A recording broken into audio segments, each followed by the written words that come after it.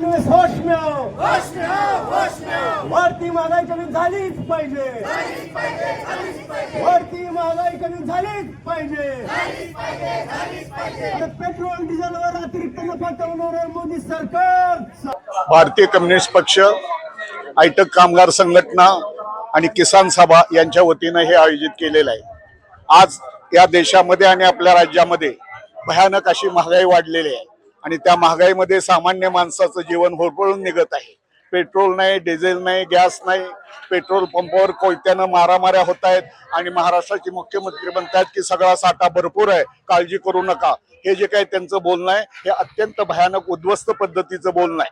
महाराष्ट्रामध्ये कारण नसताना 90,000 कोटी रुपयाचा शक्तीपीठ तयार करायला लागलाय. हे राज्य शिवाजी महाराजाचं नाव घेतं. शिवाजी महाराजांना ओसाड जमीन ओलिताखाली आणली आणि हे राज्य ओलिताची जमीन रस्त्यामध्ये घालायला लागले. अशा पद्धतीचे हे राज्य आहे. या राज्यामध्ये फक्त भाषण करताना मराठी भाषेचा गौरव सांगतात आणि महाराष्ट्रातल्या 4,000 मराठी शाळा बंद झालेल्या आहेत आणि 25,000 लहान लेकरांना आता शाळेत जायचा मार्ग बंद झालेला आहे.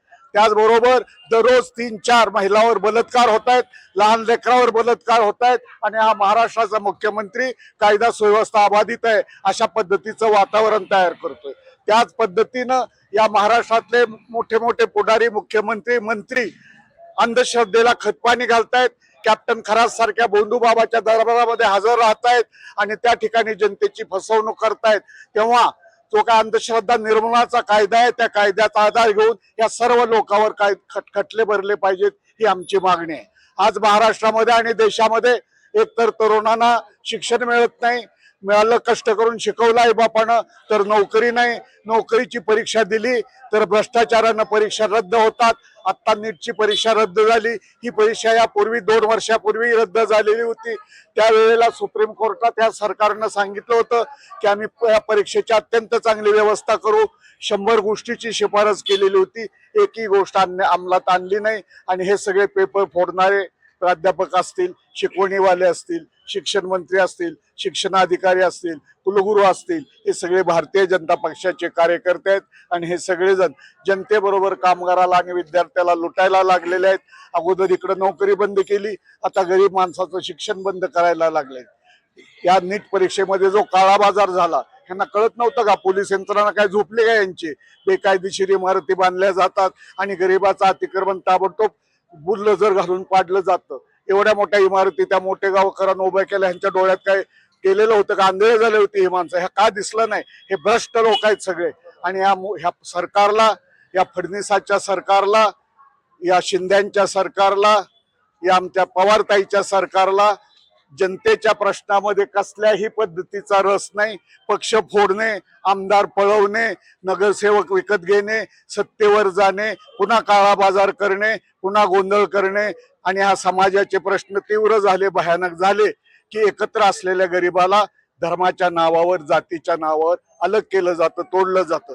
आज इतकी महागाई असताना, आज इतकी अडचण असताना 35,000 कोटी कुंभमेळ्याला कशाला द्यायची?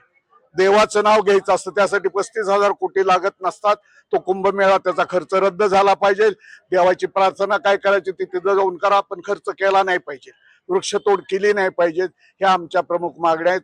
आणि त्याचबरोबर कामगारांना किमान वेतन मिळालं पाहिजे. सरकारनं जाहीर केलेलं किमान वेतन 25,000 रुपये ते अद्याप आमच्या पदरामध्ये पडलेलं नाही.